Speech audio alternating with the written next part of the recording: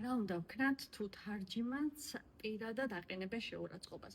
რაღაც ეთნიკური ნიშნით, ან რაღაც მაგალითად რუსეთ-უკრაინის ომი რომ დაიწყო, ძალიან ხშირად იყო ასეთი კონფლიქტური სიტუაციები. წარმოიდგინეთ, ეხლა უკრაინელი ბრალდებული როცა ხარ და უკრაინელი ადვოკატი გყავს და რუსია თარჯიმანი, რაღაც ესეთი კონფლიქტური სიტუაციები იქმნებოდა. რა უნდა ვქნათ ასეთ შემთხვევაში?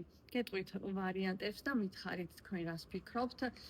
პირველი ველოდებით სანამ მოსამართლე არ მიხვდება რომ რაღაც შეურაცხყოფას გაყენებენ და არ ჩაერთვება.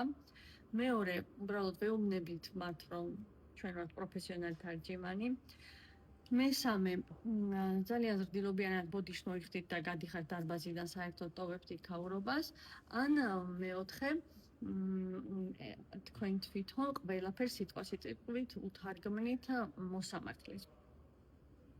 ცხადია მეოთხე და ზოგადად დაგითხრათ რომ ყველა კომუნიკაცია სასამართლოში ხდება მოსამართლის მეშვეობით, ანუ პირდაპირ არავის არაფერს არ ეუბნებით არასოდეს თარჯიმანი არც ხვევი, მაგრამ ამ შემთხვევაში თარჯიმანზე ვიტყვი, თუ რაიმე თქმა გინდათ, მხოლოდ მოსამართლეს მიმართავთ, მაშინაც კი თუ რაიმე თქმა გნებავთ ადვოკატისთვის, მოპასუხისთვის, უნდა უთხრათ მხოლოდ მოსამართლეს, ბატონო მოსამართლე, თარჯიმანს განმარტება უნდა, თარჯიმანმა ვერ გაიგო, თარჯიმას გამეორება უნდა, თარჯიმას ჩასწორება უნდა და ასე შემდეგ.